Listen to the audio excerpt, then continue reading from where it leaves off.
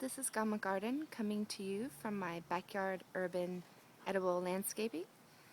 I'm going to show you just a brief update of what's going on in the summertime. We've got our 3.5 by 12-foot bed with trellises on the back, which are screwed into the actual wood. I'm using untreated wood here. It's not cedar, but it's untreated, so it won't leak any chemicals into the soil. That back plant we have is the cucumber, and it's decided to jump to the other trellis, and it's going diagonal.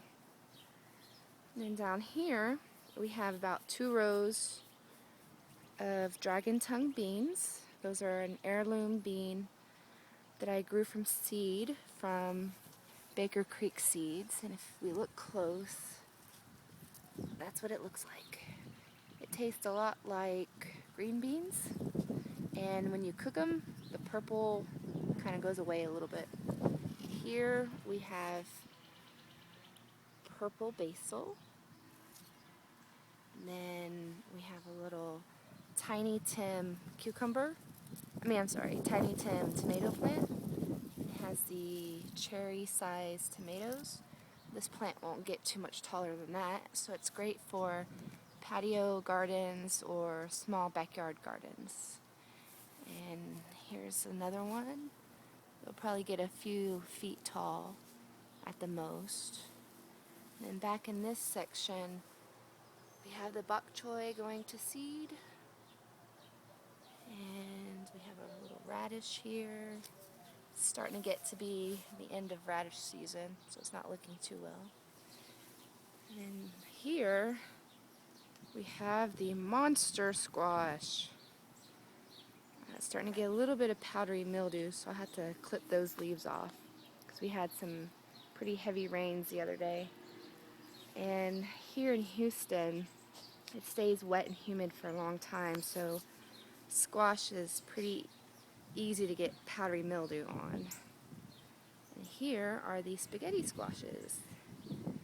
You just pop those in the oven and fork them out and use as you would with spaghetti. And then in this little pot I have wintergreen mint. And then we have cilantro going to seed. And I'll show you another video on how to harvest this seed once it's ready. I generally like to dry it out so it's easier to take off of the plant. And then one thing everyone should definitely incorporate into their edible landscaping is this red Russian kale. It tends to tolerate the heat a little better here in this climate, and it's more of a mild taste. It doesn't taste bitter or anything like that. And here we've got a couple rows of soybeans. And at this time of year, they're doing just fine. And if we look closer, we have a couple of soybeans starting to form. And then here we have fennel going to seed. And these fennel roots, I pulled them out a couple weeks ago. The rest of the plants, they go about 3 feet deep, the roots do. This is all compost, manure, and mushroom compost and blood meal and things like that worked into this soil. So they love this soil. This is one of their favorite beds to grow in. Here we've got some cinnamon basil and some regular basil hiding in there. And here is gentilla lettuce. It's very delicious, and it is going to seed as well.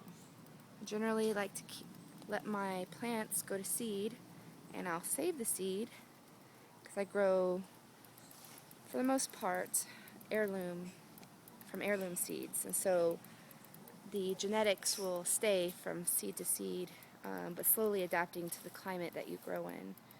Here we've got some sunflowers, very pretty, and a little bit of kale, some more soybeans, Somewhere in here, I think I have the Malabar spinach, maybe? Is that it? And this bed is a little empty right now, and we'll be putting in some heat-loving crops, like some Lao eggplant, and we'll put in some Malabar spinach and some other heat-loving crops because we're about to get into the hottest time of year where nothing grows. Well, other than okra and basil. But we'll experiment and see what we can grow and keep going from there. And we got some more basil back there. That's the Italian variety, the Genovese. Stay tuned for more updates from Gamma Garden.